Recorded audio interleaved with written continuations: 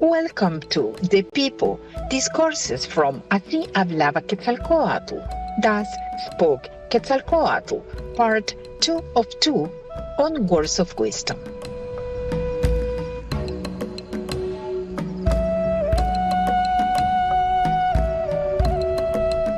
Así Hablaba Quetzalcóatl, Thus Spoke Quetzalcoatl is a beautiful tale that offers upliftment to all truth seekers yearning for spiritual understanding. In this book, we follow the travels of the legendary Aztec god Quetzalcoatl, who is the story's enlightened master. In his offering of discourses to earnest seekers, we see that Quetzalcoatl highlights the importance of the inward journey. Transcending both time and space, this journey connects us with the inner heavenly light and music. Thus, the words from Así Hablaba Quetzalcóatl illuminate one's spiritual endeavors with profound truth.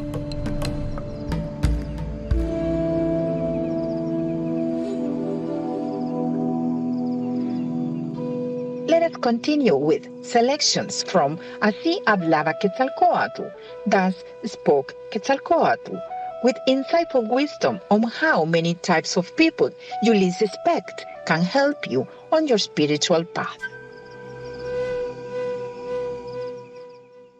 The voice of your own light. And Quetzalcoatl was talking to his brothers on a square of Tolan like this. Yesterday I entered the city of the sleeping men, with emplacement in the valley of life, surrounded by ramparts of illusion. When I crossed its doors, many surrounded me and said, "Talk to us about your world, that one which spreads out beyond our nights, where there is a light illuminating everything from the inside."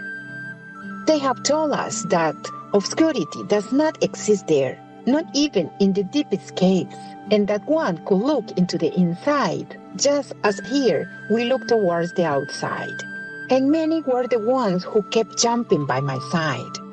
Afterwards, I went to a square where I sat down surrounded by all of them, and so I spoke to them. Brothers from this place, where night does exist, you are in need of the night yet, to understand the day, and of obscurity, to feel the light.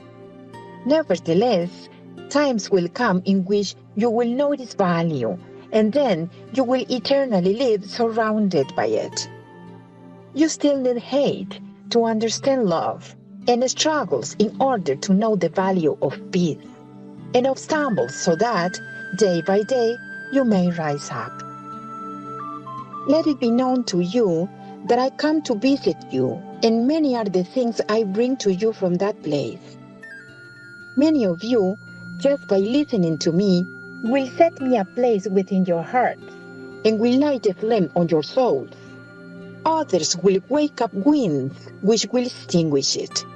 The latter, when intending to exile me, will be exiling themselves, and upon wanting to hurt me, will be hurting themselves. I am no other than the voice of their own light, and I pretend nothing but to call it to illuminate them. We truly are that inner heavenly light which illuminates everything and holds up everything. With the arrival of enlightenment, consciousness becomes awakened in a natural way, just like a flower opening up to the daylight. Nevertheless, this is not the end, but the beginning, since now we must grow and bear fruit, so that later on we may give such fruit away to benefit others, just out of love for them. Blessed brother enemy. One day they asked Quetzalcoatl, "Master, are you with the humble ones?" And he answered them, "Those humble of heart already have good company in their humility. Nevertheless, many are the ones who are alone, because they haven't reached her yet. I am with those who detest me, because they are the ones whom I need the most, and who need me. Those are the ones who will tell me yet the wrongs in me, and thus I will be able to clean them. Because a friend will always tell you about the good and will hide the bad within you, but an enemy instead will always tell you the bad, hiding your good qualities. Blessed be the brother who is called enemy, because in him we see our faults, and thus will be able to correct them. Indeed, I tell you that the young one should be more grateful towards an enemy than towards a friend. When there is sincerity, even the worst enemy becomes our master.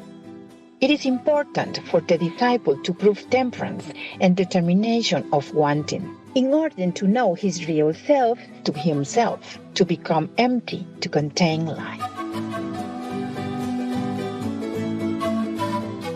Youth. His brothers in Solan begged him to talk about youth, and so Quetzalcoatl was telling them, "Look at nature, because it is eternal youth. Youth is the impulse and the renewal of the seasons and of the generations of men. It is changing a worn-out tunic for a new one to start another cycle. Some have said youth is blind, but instead I will tell them, do you see more by any chance? Youth is blamed for many things. Nevertheless, efforts are not saved in keeping it. And instead of offering a world filled with love to it, they shake its newly born stem once and again, and they overload it with the weight of their chores. Is it perhaps that they don't understand that their children were their grandparents, and that you will become children of your children? Why then don't you sow the good, so that when you return to life once more, you may be able to reap the crop of your sown field, thus building up a temple instead of a rampart? And you, young ones, don't conform with being just twigs and grow to the height your parents have set for you.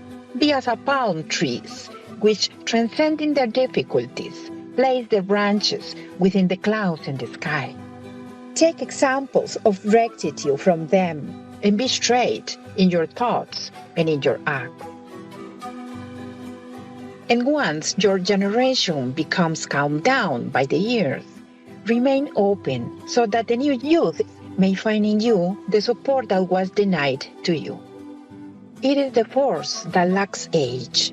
It is our inner nature looking for the inner heavenly light. It is the seed that once it has germinated does not rest until it comes out from darkness, becoming newly born to light.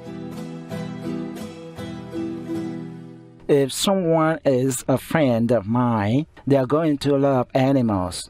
It's kind of a prerequisite. Elaine Hendricks, vegan. Delightful viewers, it was a joy to have your company today for Words of Wisdom.